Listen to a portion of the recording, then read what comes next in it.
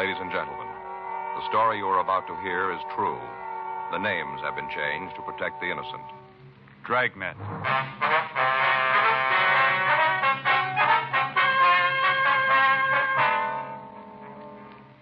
You're a detective sergeant. You're assigned a robbery detail. A gang of truck hijackers has been working in your city. They've stolen 14 loaded trucks. They've kidnapped and beaten one of the drivers. There's no clue to their identity. Your job? Get them.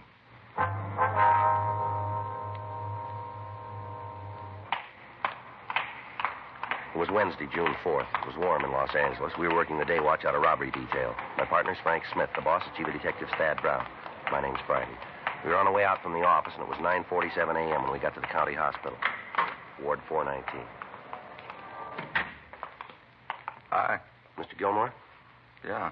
I know you guys? No, sir. We're police officers. This is my partner, Frank Smith. My name's Friday. I do. Hello. A couple of stools over there. Drag them up. Sit down. I'll get him. Here you go. Thanks. How do you feel, Mr. Gilmore? Rough. Real rough.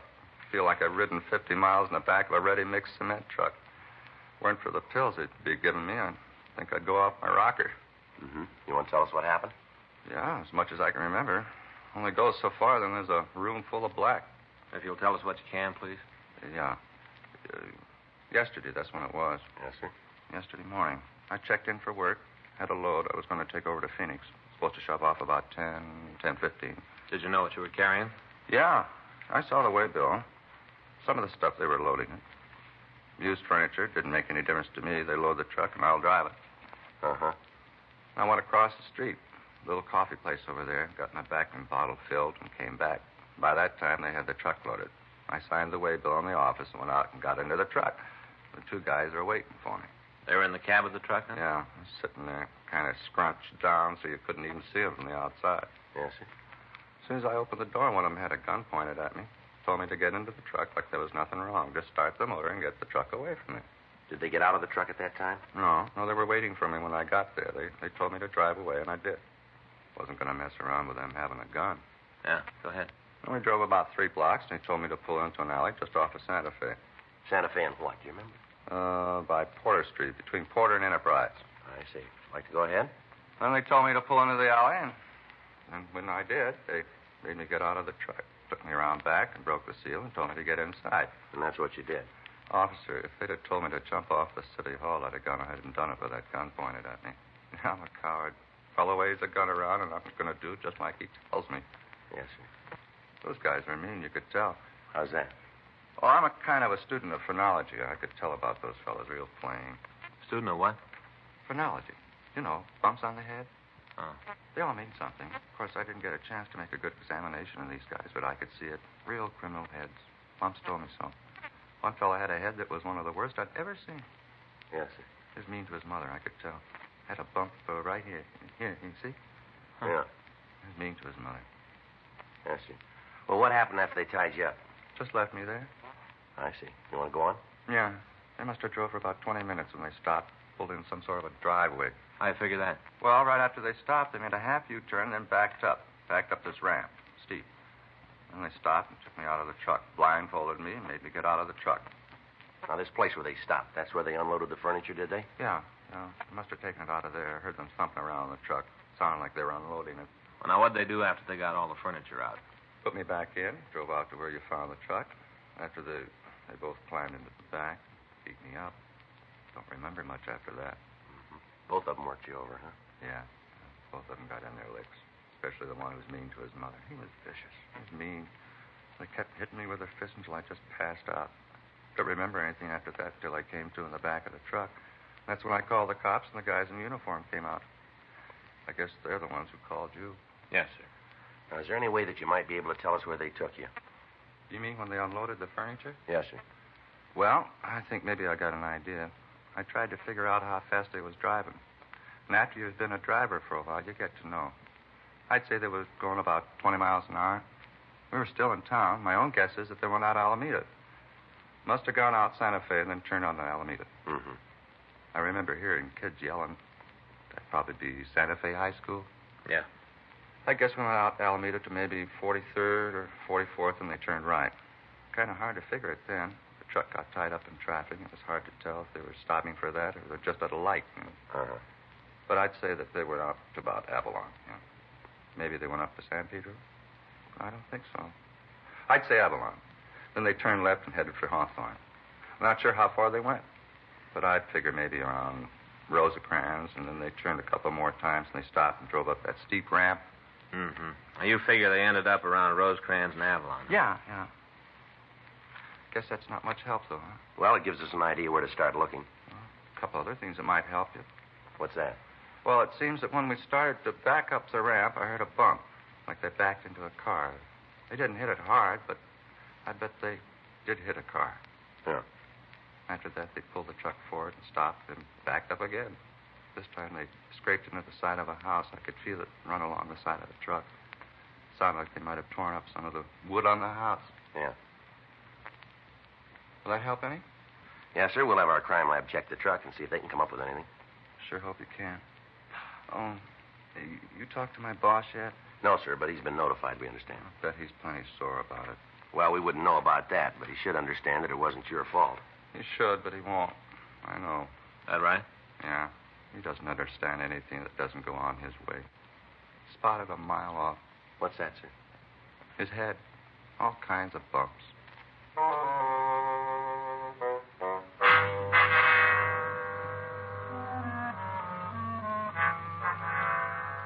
10:06 a.m. We continued to question the victim, Russell Gilmore. He gave us descriptions of the two men who'd kidnapped him. He also told us that at one time he heard one of the men call the other by the name Leo.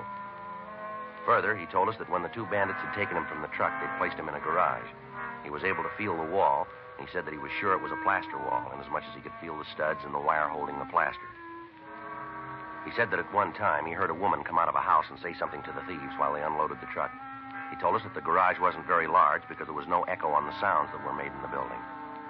We called the office and got out a supplementary broadcast on the thieves carrying their descriptions. 10:40 a.m. Frank and I left the county hospital and drove over to Central Station. We went up to the crime lab and talked to Ray Pinker. On the right rear fender, we found evidence that the truck had hit a car. Lifted some paint chips. Got them here. Uh-huh. Looks like a blue car, huh? Yeah. I checked the paint with a Ditzer Production color book. Here, I'll show you. Got all the paints cataloged by color. Uh-huh. Here. This is the one. Yeah, but Ray, there are a lot of blues there. How can you be sure this is it? Well, here. You see they got a color patch on each page in the book? A hole in the patch? Oh, this little hole here, huh? Mm-hmm. Well, we just put this chip we lifted from the truck in the hole.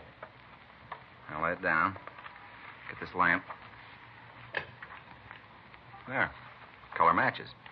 Get them the same light, and you can see they're the same paint. Huh. Look at that, Joe. Same. Yeah, I see. Well, what do we got out of it, Ray? Car the truck hit was a 1953 Hudson Jet. It was a single-tone car. You know, the top color matches the body color. Yeah.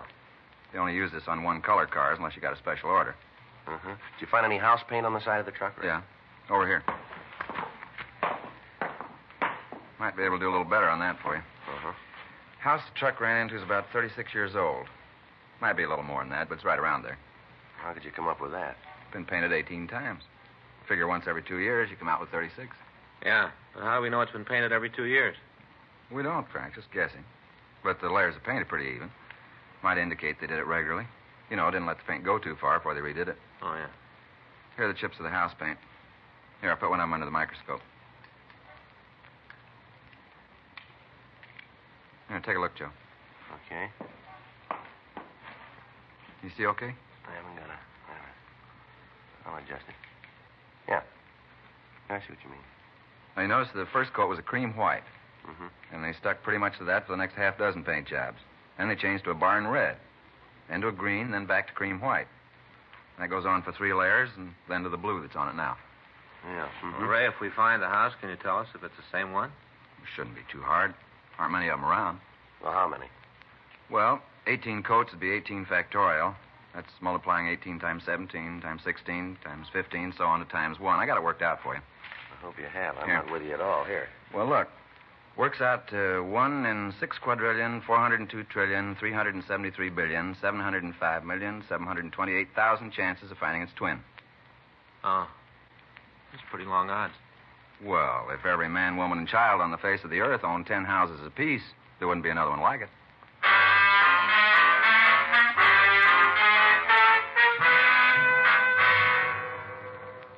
11:37 a.m. We put in a call to Leighton Prince. Harlan Stahl told us that his crew had gone over the truck thoroughly, but had failed to come up with anything. We contacted the stats office and asked them to make a run on the M.O. that the thieves had used. They told us that the results would be ready for us late in the afternoon. We contacted hit and run detail, but there'd been no reports that could have been the car that the truck had hit. We went to the office and got a large map of the city. Then we drove out to the county hospital to talk to the victim again. We asked him to trace his movements while he'd been held prisoner in the back of the truck. He drew a line down Santa Fe Avenue, up to Alameda, then over to Avalon Boulevard on 43rd Street. From there, he traced the streets down to Rosecrans Avenue. He drew a circle on the map centered on the intersection of Rosecrans Avenue and Avalon Boulevard. He told us that we'd find the house we were looking for inside the circle. Before we left him, we made arrangements for the mugshots to be taken to the hospital for him to check for a possible identification of the suspect. 12:40 p.m. We contacted Records and Identification Division and asked them if they'd had any luck on running the name Leo. We were told that they had 3 possibles for us. The addresses on the packages were not in the area that had been circled by the victim, Russell Gilmore. We got in touch with Lieutenant Jack Smyers and filled him in on the developments. He called Metro Division and made arrangements for 3 additional teams of men to work with us in a search of the streets within the circle drawn by the victim. He also contacted the divisional commanders and asked for their cooperation. The men were instructed to find a residence with a steep driveway leading to a detached garage. The house would have a wooden porch on the right side of the house as it faced the street. There would be damage to the wood on the porch. Also, there was a possibility that a Hudson automobile would be parked either in the driveway or on the street right next to it. The car would have some damage done to it. 5:15 p.m. Frank and I got back to the office from the search area. Man, I'm sure tired. Oh, I'm with you. A lot of streets out there. Yeah, a lot of houses on the streets. Wonder how the guys from Metro are doing. I don't know. I'll get it. Robbery, Friday. Yeah. Mm-hmm. Wait just a minute. Let me get there. Yeah, okay. Hang on to it. We'll be right out. Right. Well, the Metro boys did some good. Huh? The house. They found it.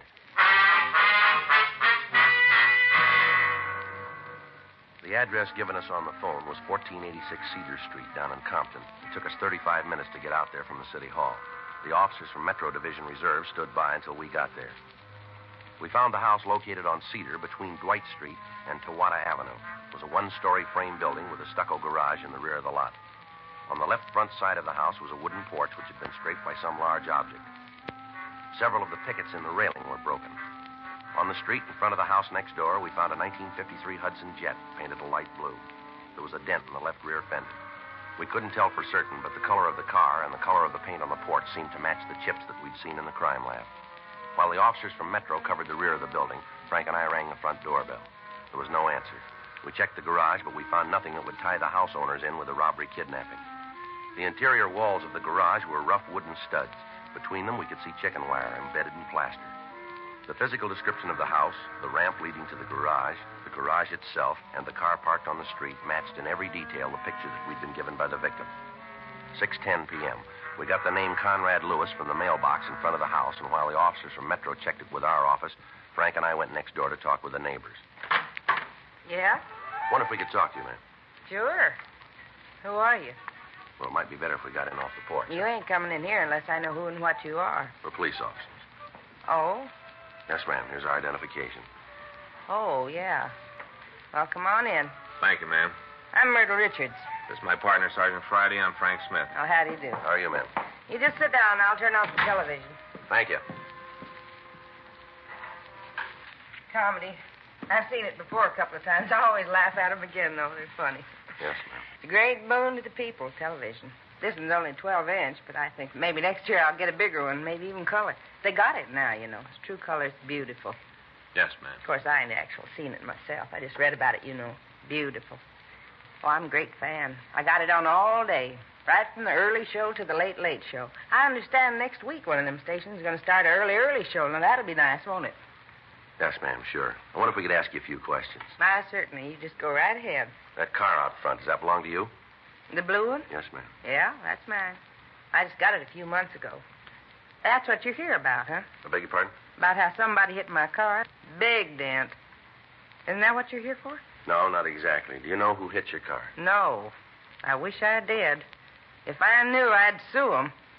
Imagine hitting a car that's parked right at the curb and not leaving a note or something to say who did it. The person that ran into me must be insured. Wouldn't cost him nothing. All he had to do was leave a card. Yes, ma'am. When was the automobile hit? Do you know? Yesterday morning.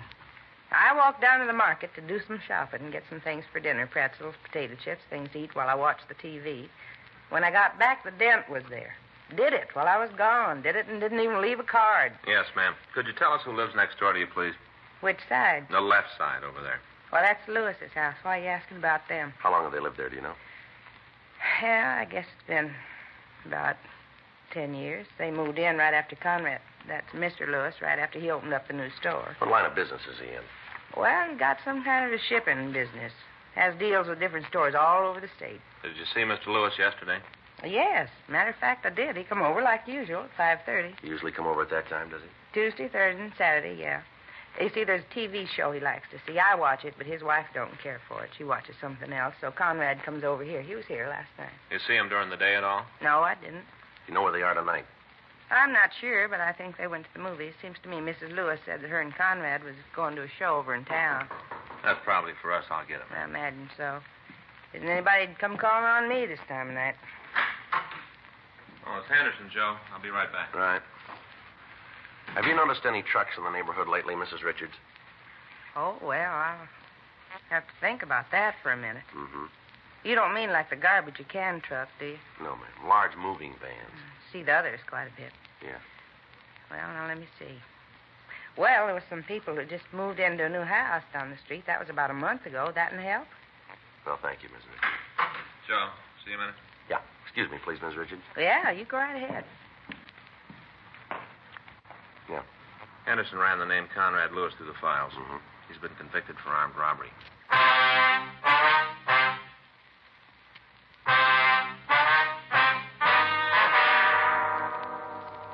The record showed that Conrad Lewis had been arrested for suspicion of armed robbery 10 years before. He'd been brought to trial, convicted, and sent to San Quentin. He'd served 6 years, and then he'd been released. He was not on parole at the time. Frank and I parked our car down the street from Lewis's house, and we waited for him to return.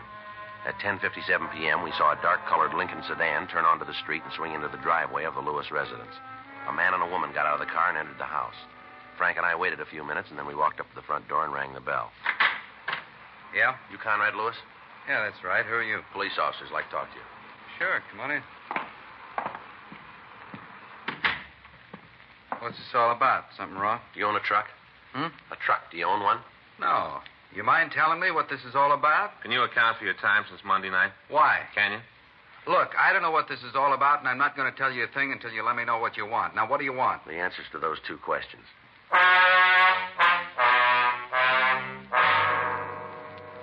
12:15 a.m.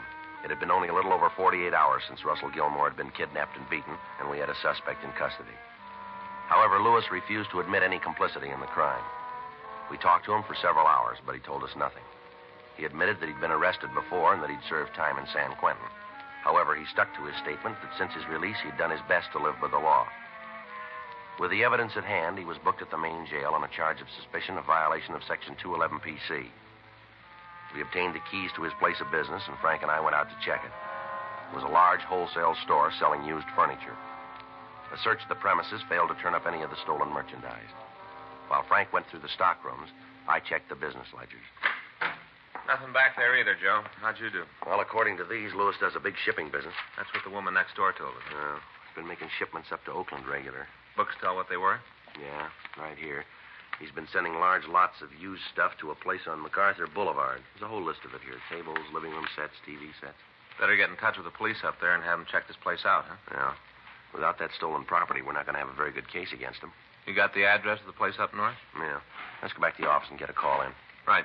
Sure hope they come up with the answers. Well, if they don't, we might be in trouble. Yeah? The DA's office is liable to throw the whole thing out. Thursday, June 5th, 8:20 a.m. We put in a call to Captain of Inspectors Tony Bolger in Oakland and asked him to check on the recipient of the furniture shipment from Lewis. We also gave him as detailed a description of the stolen merchandise as we were able to obtain. In the meantime, Lewis had been admitted to bail and was released. Thursday, 11:15 p.m. Frank and I got back to the office from checking a lead on one of the suspects who'd driven the truck. I got it. Robbery Friday. Yeah. Yes, it is. All right. Tony Bolger from Oakland. Let's hope we called it. Yeah. Yeah, Tony. Yeah? Well, what'd he say? Well, that's the way it looked from here. What? Yeah, right. Okay, thank you. How about it? When you talk to the man who bought this stuff, he's clean. How about the merchandise itself? It's all stolen.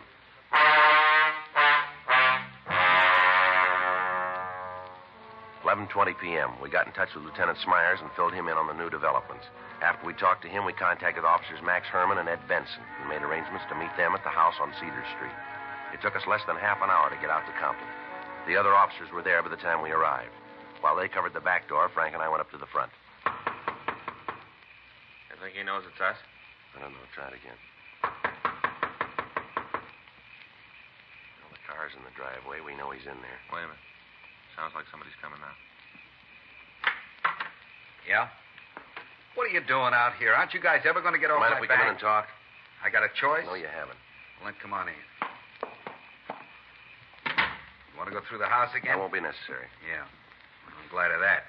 What's it about this time? Same as before. Maybe you better spell it for me. We can go that route if that's the way you want it. Go ahead. I like fairy tales. All right, we got a report from a victim who was robbed and kidnapped. He was able to give us a description of this house, of your garage, and of the whole setup. You've been on a spike again. You're seeing We things. took a sample of the paint from your front porch. It matches paint found on a truck that was hijacked. A lot of houses in L.A. Not painted like this one. You think you're going to send me to the joint with a batch of paint? It's going to help. Look, cop, you know I've been the rounds. I've seen enough trouble to know it's rough to get a conviction with circumstantial evidence. That's all you got with me, nothing more. Now, why don't you go home and I'll just forget you were here tonight? We got the plant. What? We got the plant. They moved in on it. The man you sold the stolen furniture to is willing to testify. You know we got you cold. Now, why not cop out? That's the way it hangs, huh? That's the way.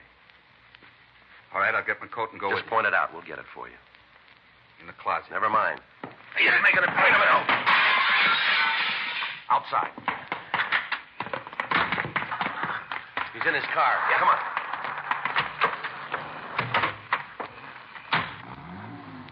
He's heading down toward Rosecrans. Better hit the siren. Right.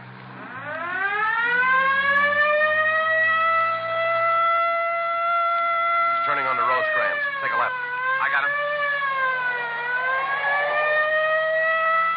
See him? Wait a minute. Yeah, up ahead there. Try a shot? Better not. Too many people around.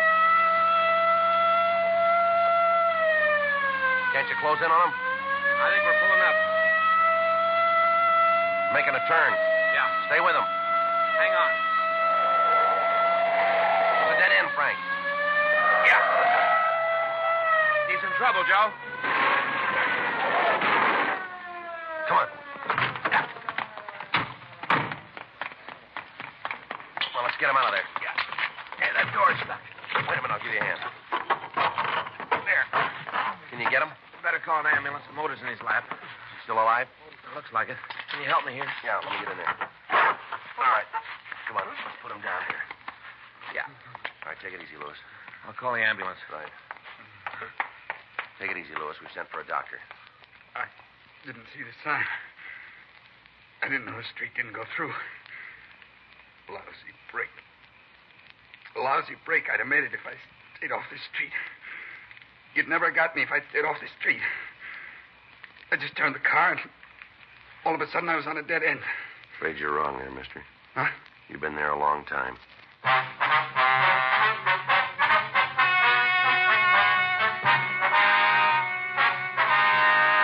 Conrad Austin Lewis and his Confederates were apprehended and brought to trial on 11 counts of grand theft auto and 1 count of kidnapping. They were found guilty and sentenced as prescribed by law. Grand theft auto is punishable by imprisonment in the state penitentiary for a period of not less than 1, nor more than 10 years. Kidnapping is punishable by imprisonment for a term of from 1 to 25 years in the state penitentiary.